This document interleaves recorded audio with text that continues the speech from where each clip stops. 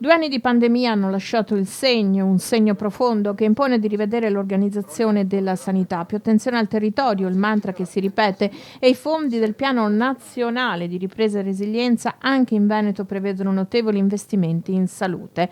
Investimenti che si traducono anche in sviluppo economico nel ripercorrere le fasi salienti di un'emergenza, di una tragedia planetaria. Il presidente Luca Zaia punta il dito verso l'Organizzazione Mondiale della Sanità. Qualche critica se la devono prendere, pensi solo che se tornassimo indietro noi saremmo tutti in grado di dire al nostro vicino di casa mettiti una mascherina prima di uscire di casa.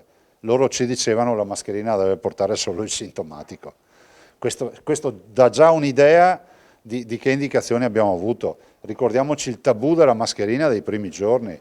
Cioè si dava per scontato che chi non aveva sintomi non avrebbe potuto contagiare, invece non era così. Lei ha ringraziato soprattutto i bambini e i ragazzi.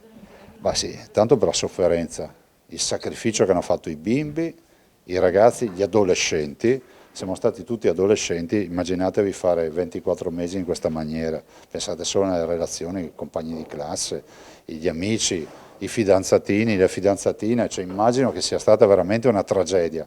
Lockdown non lo voglio neanche immaginare per i ragazzi, per gli adolescenti, cosa sia stato, per un bimbo che non ha avuto contatto con il parco giochi, con l'erba, cioè è una tragedia unica. Grazie lo diciamo a tutti coloro che si sono dati da fare per curare i veneti, quindi tutto il mondo della sanità, i medici, gli infermieri, gli OS, gli amministrativi, poi tutto il mondo del volontariato, tutti coloro insomma, che hanno lavorato in diverse dimensioni.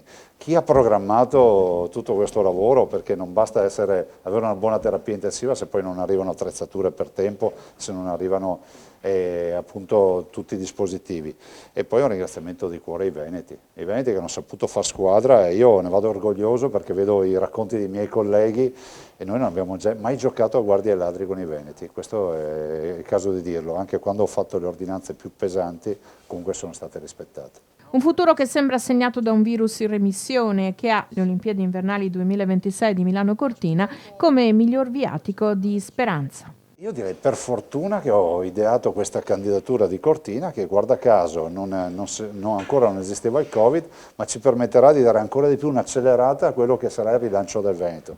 Avere le Olimpiadi dopo il Covid o non averle, la differenza è grande, è abissale. In cinese come si dice?